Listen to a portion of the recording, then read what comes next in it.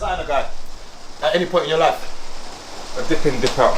Okay, so was you ever the guy that was like popping bottles and doing all that sort of lifestyle? Why not? I think them times I was going out as more financial. I didn't have the peas like that to be doing that. Okay. I think if I did, I would have been. Okay, but even now, okay, that you're making money, life's good. How come you're still not that guy now? Is it because you feel you've missed the boat, or would you feel that you're so comfortable now that you don't need it? You got free kids. Out of the game. Like, who am I trying to impress? Really? That's more of a single man's. Yeah, like, I'm at the game, so I'm not gonna be buying bottles to impress who. Unless I just want to have fun and just say, okay, you're with the man then. But I think it's more of a single guy's thing, innit? Trying to impress, obviously, other guys and girls. Let's calculate. You started raving what age? Properly. Not when you was going little club. When you started doing splash and drip like Tornado, Hurricane. When you started 16? 16, 17. And then when would you say you stopped? Cars at 16. So when would you say you stopped? 26. So you say a good 10 years? Well, the first club I went to with my older cousin, I was 14. They were playing that song, "You Sweet Like Chocolate Boy." It first came out. That's when that song first came. That's the first time I went in the club. I was 14. So I see. I'm watching them do all that. I see a flyer on Facebook on one of the dances you did the other day. I was busting up. I was just like, you see the things here. It goes back to this thing about, you see, like how I was saying, girls come out because of lifestyle. I think sometimes, yeah, the reason why I was able to get back in the rave scene and other men dropped out was because the raves we used to do prior was all lifestyle. Yeah. So like before it became like a thing to have tables and that in clubs, our raves back then were probably like the first ones, like in like 07, 08. That's there with the table business. So I said, yeah.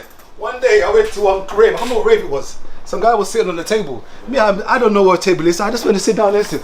I saw this space. I sat there. I was like, what's up? He goes, what's up? Table, man. I think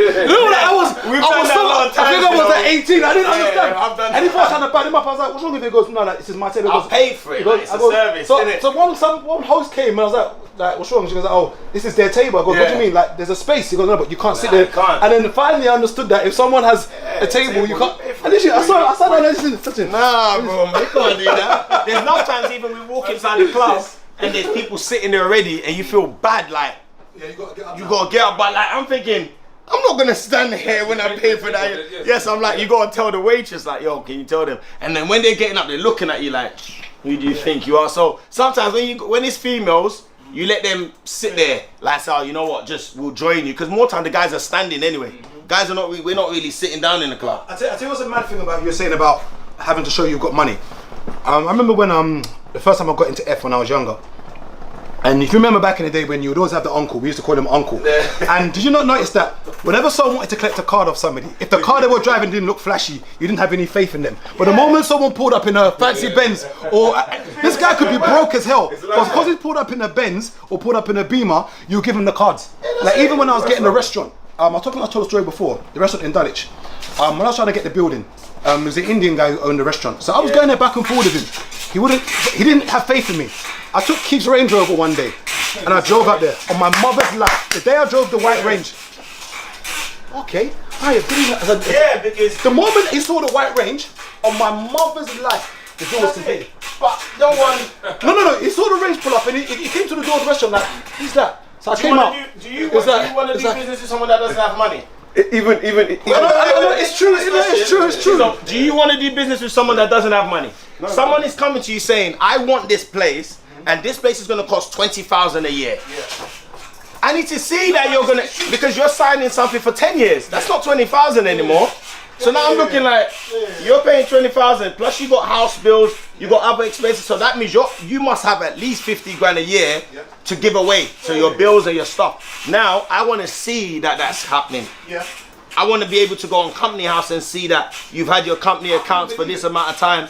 But that's how it is, that's the world we live in. remember back in the day, before one man has a rave, you phone the next man. You know what? You phone the next man. Shake You my phone, yeah. What's that? Respect. Yeah. I know you're doing yours on the 26th. Once I finish mine, I'm going to redirect the crowd. So we We're all getting money. used to go push. We're all getting money. So we all would phone each other. DJs, promoters. Today's your day, tomorrow's my day. We will never clash. Then, them days now, it's a thing that certain man started thinking, raw, fuck everyone. So it turned into a thing that there was no loyalty no more. Every man stayed. Isn't it just business though? It's business here, but at the same time, it's like raw. Like we knew that we all had similar social circles in it, so it was a thing that raw. If you got a dance now, I'll push every single, like, people phone me and say, "Raw, where you going this weekend?" Because they knew that I would always be out in it. Yeah. So I'll be like, "Raw, we're all going to." It should be like we're all going to. So before you know it, every man's going to that one man's dance. Then we will come, we'll shell it down in your dance. Everyone's like, "Raw, your dance is sick." Then a few man became raw. They started feeling themselves a bit too much. I get what you're saying, but, Yeah. but I always say there's enough meat on the bone for everyone to eat. There's There's enough. People don't realize that even though black people are very small, but Yeah. there is enough. I get it. It's kind of sort. If you're doing a rave, Yeah. even though me and you're not boys, like I know we know of each other. Yeah. But if I know you've got a rave on the 14th, and I know it, I can see the flyer. Yeah. Technically, I shouldn't do that. I shouldn't. But it's business. But business. But if I've got clientele and I know, for instance, there's 2 big birthdays around me, separate. and they're saying, boom, different crowds.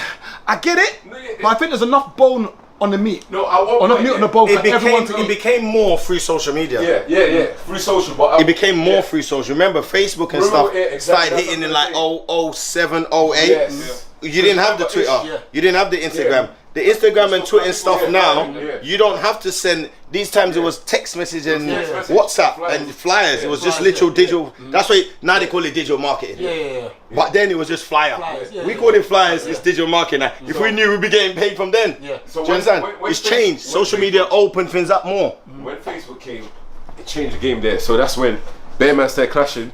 But at the same time, there was times where I would have my rave on. Remember, what was it? Down the road from Departure. The one I used to have, Laws of Attraction downstairs. Then someone would have Departure. Then someone would have Revolution around the corner.